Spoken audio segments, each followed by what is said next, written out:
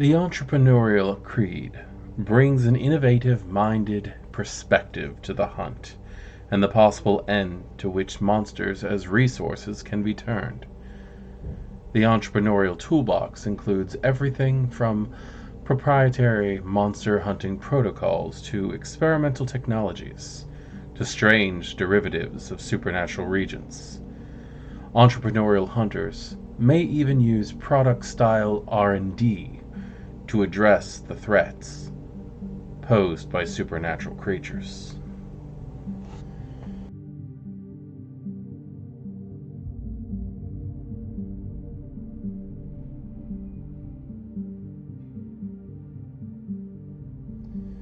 Power to the protagonists, I'd have to say today.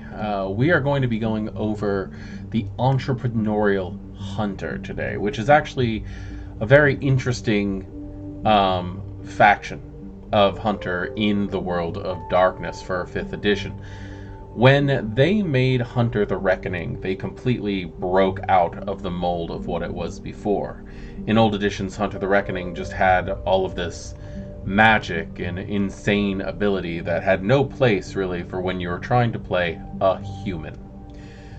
But that being said, when 5th edition rolled around, it became more like Hunter the Vigil, or the Hunters Hunted. It became the human against the darkness. And I very much appreciate that. The Entrepreneurial Hunter is something that the more I learn about it, the more I realize I'm actually that way when I have to do work. Like real work. Like going to a job site, working kind of thing. I work in technologies a lot of the time, and what that means is I get hired to be brought in to install items such as security systems and the like. And when I do that, a lot of the times I run into problems. I run into internal wall issues where there's metal in the way and we have to get around it. I run into blockages. I run into the need to get things from point A to point B without people seeing it so that it's not an eyesore, those kind of things. And I find that I am very entrepreneurial by World of Darkness standpoint for Hunter when it comes to these things. And what I mean by that is I always have to end up inventing something. I always have to figure out a way to do this that would not have typically been thought of before. So I have a little bit more respect for the entrepreneurial than I thought I actually would have. When people think Entrepreneurial Hunter and they read the descriptions that are in this book, they go on to think of possibly Tony Stark from the Avengers, Iron Man, or Bruce Wayne, Batman, possibly Blade, utilizing Whistler as the entrepreneurial part of that setup, James Bond with Q. These are the people who invent things and use new things. They put their resources, no matter what they are, they don't just have to be money, but they put their resources towards new innovative ways of the hunt. And it's a little bit more than just throwing money at things. And I think that's something that people don't get. When we get into what Hunter Entrepreneurial Creed actually is, the book states, needless to say, this approach has its benefits and its drawbacks. In terms of benefits, entrepreneurial hunters can cultivate an advantage over their quarry, developing new technologies and approaches that sometimes confound the more traditional and even folkloric of supernatural threats. As regards drawbacks, one risk is that the emergent technology itself has no moral bent, meaning that the tools developed to fight the night haunts can also be used by the night haunts, or even for other purposes unforeseen during development. An entrepreneurial hunter might expect to innovate a way to use a vampire blood coagulant against the undead, improvise an effective weapon from the strange techno fetishes in the sorcerer's sanctum, hack into a private database listing a warlock's asset and allies, network with contacts who can provide valuable information on the supernatural location of a werewolf's den, and disrupt the hierarchy of unwitting human servants of the quarry. That is a fun thing when you look at it from a different side, because again, everybody's like inventive new weapons, but I like the concept of inventing new processes, of trying to come up with new ways of hunting. I like the fact that it goes into saying utilizing a vampire's blood to create a coagulant against a vampire, using a techno mage's fetishes to improve your weapons, being able to take on the strengths of the night haunts, of the vampires, the werewolves, the mages, take their strengths and use it against them. That's very interesting. The idea of getting a hold of an ancient vampire. Perhaps you're a hunter group who has stumbled upon a sleeping elder. You use the blood from the sleeping elder into some kind of strange water grenade style thing where you've injected that blood, and then the blood goes flying everywhere, which causes the vampires to frenzy and destroy themselves. These are things that you could get away with as an entrepreneurial hunter, but they also do test what the concept of morals is to you, and what happens if these targets get a hold of the weapons that you're going to use against them and decide to use them against you. That's something that I would like to see in a hunter game. The idea of the hunter who has found this grand weaponry, but they use it against them. It brings to mind the movie Underworld, where the vampires find that the werewolves in that movie have created UV bullets.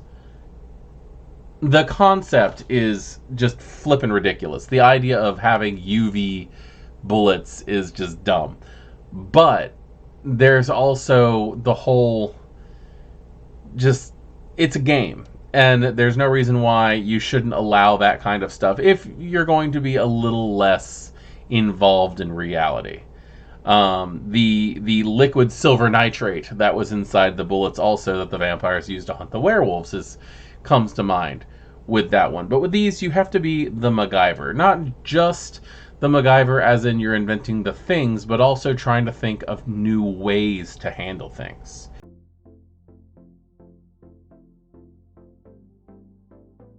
Most obviously, risk takers, tool innovators, and those who prefer a little more, say operational leeway gravitates towards the Entrepreneurial Creed. Problem solving is the way of the creed, whether proven or efficient means, or by trial and error with much room for spontaneity. Some among the Entrepreneurial Creed may have had a background in disciplined environments such as the military, or through business backgrounds with extensive protocols. Others are the classic mad scientist types, or garage inventors. Many say they feel the world slipping away from them, and uphold a vision that gives them back what they think they've lost. Clever individuals have even found a way to make a living from the hunt. For those who have discovered the ugly truths about the presence of the supernatural, getting paid to make the world a better place is a satisfying confluence of interest. At least until those ugly truths turn optimism into tragedy. The idea of getting paid for hunting sounds very interesting. Now, when I think about, we are funding this hunt, we are funding this sell, the first thing that I think of is the whole classic loot the body. If you're hunting a vampire and you break into its haven, you check out its haven, you're probably going to find vast amounts of income. Or if you have a tech-minded, savvy hunter, you might find bank account numbers and things like that where you can draw on those funds. I can see that. But the idea of somebody going, well, there's a mercenary we know who can be hired to take out the glass walker that's running the company that's trying to take out ours. It's very interesting. I like the idea of the mercenary hunter.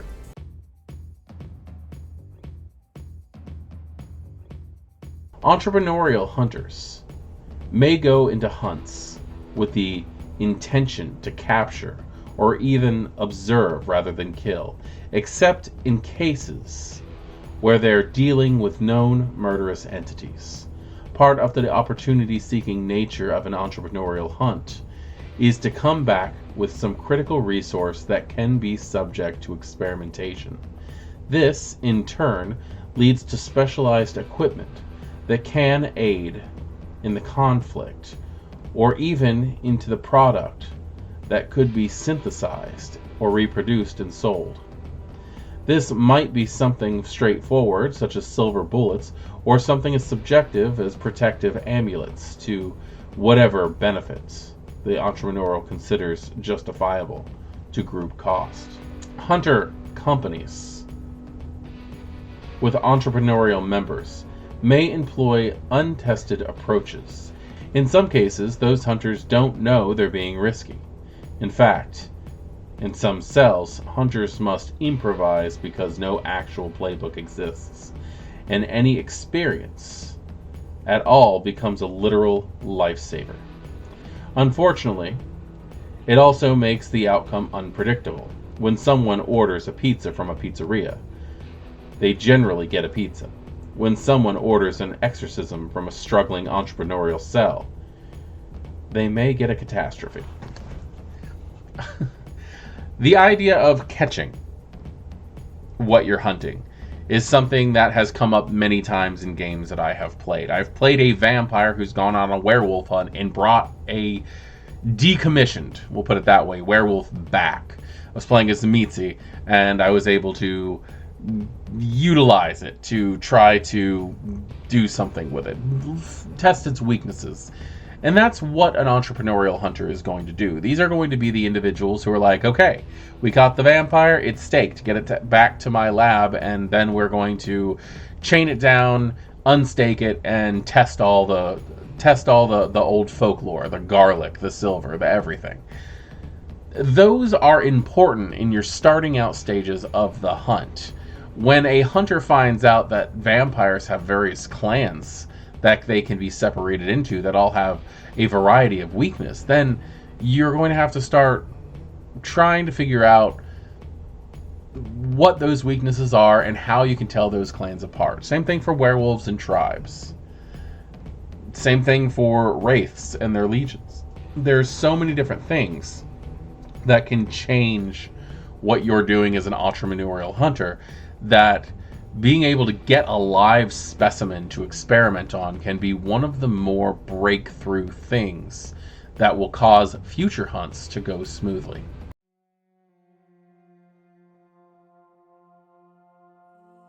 Beyond the personal moral risks of hunting the supernatural, there's always the potential for the quarry to capture valuable prototypes and even use the hunter's own tools and weapons against them.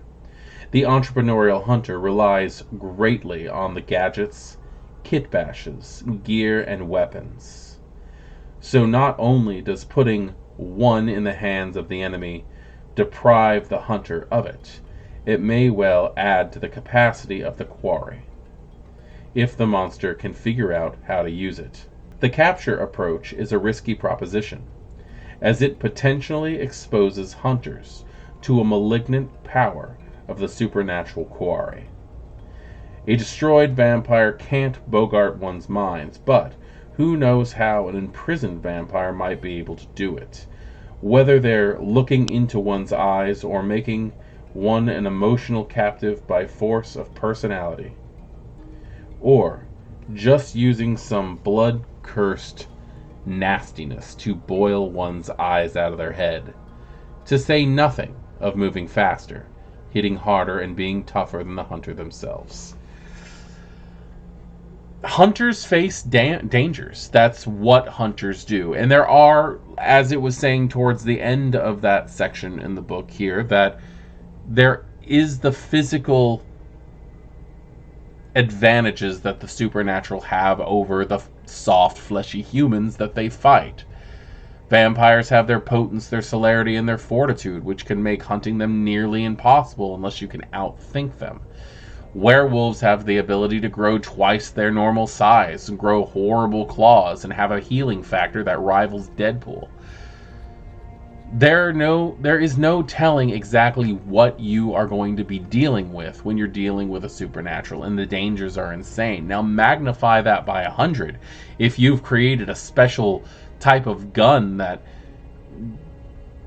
fires silver bullets at rapid rates, and that werewolf grabs a hold of it and starts using it against you. Bullets are bullets in that case. It doesn't matter what they're made of. It's going to really hurt. So making them stronger is something that you really have to consider also. Is what I'm doing going to cause a problem for my hunters later on? Are my cell going to suffer for this innovation? Perhaps if you've got a weapon that's specifically designed to fight werewolves, you should make the handle casing out of silver itself. That way it's harder for them to work with. Who knows? There's so many different things that you can put into this. And the idea of those creatures which with such amazing powers and amazing resistances will be able to use whatever little thing that you can think of to use against them, against you, is just terrifying. Now, in Hunter the Reckoning 5th edition, I love the fact that there is no specific, this creed comes with these edges. There are, however, suggested edges. And we will go into deep work on all of the edges over time. I want to get through the creeds first. But suggested edges for the entrepreneurial are fleet, improvised gear, and drone jockey. These three, I feel, are very straightforward in what they are. Fleet is transportation. You have some type of special transportation access, whether they are modified buses or motorcycles that have specialty items added to them or something like that. That's what that is. Improvised gear is, again, exactly what that says. It's going to be gear that you have done something or have paid to have done to make them better. Weapons that have been cast in silver for werewolves. Items that have been blessed by a Vatican priest that you've paid off to do more holy damage or something like that. These are things that are considered improvised gear. And then drone jockey is just being able to control and manipulate drones. And the drone system that is in the Hunter 5th edition book is just a lot of fun, and I can't wait to get to that. Drives. Now, a drive is what makes the hunter want to hunt. And the suggested drives here, or the common drives for an entrepreneurial, are curiosity. You want to know how these things work. It's a compulsion curiosity to want to know exactly what makes a supernatural. Greed, you think you can profit from this. That's also something that's out there. I mean, imagine finding out that there's supernaturals out there. You have a way of hunting them, and then you start meeting all these other hunters. You could be a supplier to hunters. And then there's envy. You're jealous of these supernaturals. Or perhaps you're jealous of the other hunter groups. Something causes you to have envy that pushes you forward in being able to be a proper hunter. Now, desperation dice fields. Desperation dice is effectively the hunger of a hunter. With Vampire the Masquerade, you get those little red dice that have the fangs on them and the skulls on them. And what those are is that tells you how many points of hunger you have. Basically reverse addition of your blood traits, the way that it used to be in the older systems. In Hunter 5th edition, however, you get a 1 to 5 dice trait. We'll go over all the rules on those in a separate video because I want to spend extra time explaining how these things work properly. But the desperation field is the hunger.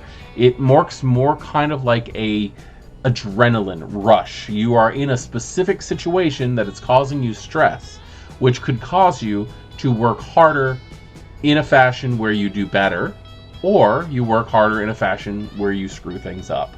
It's a way of adding drama to this game that I highly enjoy, and I think when I was able to run my kids through the Hunter game, that was probably one of their favorite parts, is because they got to add those dice, which had special effects if things went right or wrong. The desperation dice fields for an entrepreneurial hunter are building. So when they're building something, they get stressed out. Inventing, so when they're trying to invent something, they get stressed out. Augmenting, when you're taking something and making it better. Or repairing while on the hunt, which is probably one of my favorite things.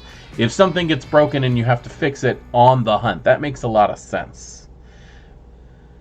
These are the fields of specialization that you get your desperation dice in, because there is going to be a pool in your game when you're playing Hunter of how many desperation dice are active due to the danger set in the game, which causes different effects. Like I said, we're going to go into deep detail on that one, and it's a lot of fun. I hope you guys have had a chance to actually get in there and play with it and try to do something with that, because it's just hilarious when things get going, and it can get very, very stressful. There is a nice long list here of entrepreneurial archetypes, which are very fun. I'm not going to go through them, however, because they are something that I don't find 100% necessary to go over when we're talking about these creeds, because these are suggested archetypes.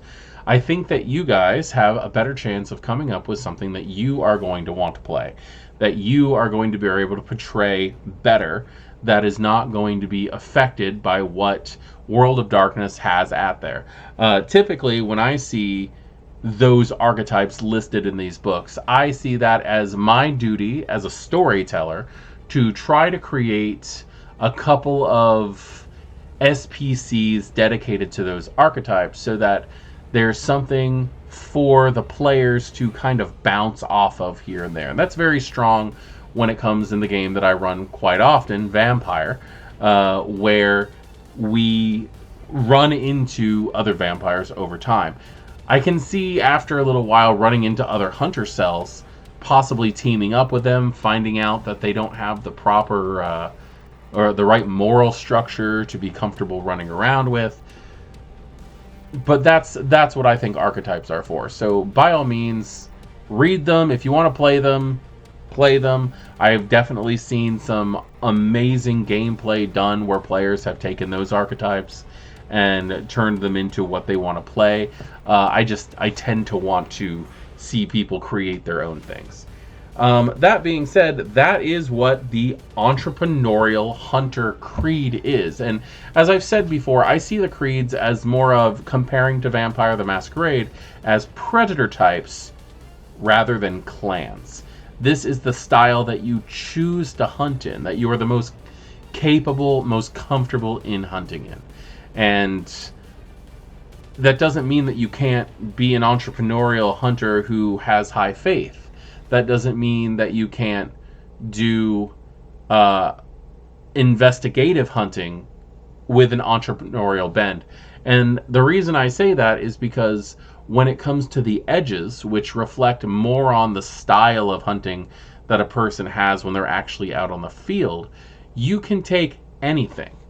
The edges that I gave here today were just suggestions. They do not have to be taken specifically for that creed.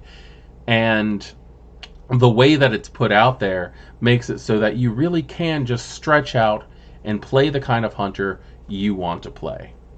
If any of you guys have information on the type of entrepreneurial hunter you would like to play, please put that down in the comments. I would really, really like to read what you guys think of entrepreneurial hunters, even if it's just suggestions of characters that you've seen in other literature that you feel would fit well into this creed. Please remember to Like the video if you liked the video. Please share it if you have people who are invested in a hunter game and want to get more information out there. And also remember to subscribe if you're not. We also do have our Discord. We have status in the form of our Patreon, which is helping me take the time to be able to put access into these videos, which I'm being entrepreneurial when it comes with this. I'm trying to create this as my business. So if anybody would like to help me out with that, feel free. And also keep an eye out for the fact that I am doing storytelling events for people and parties and things like that. So keep an eye out for that stuff. I am Voivode Maquette, and thank you for joining me into this look into the Entrepreneurial Hunter for Hunter the Reckoning 5th edition. Good evening.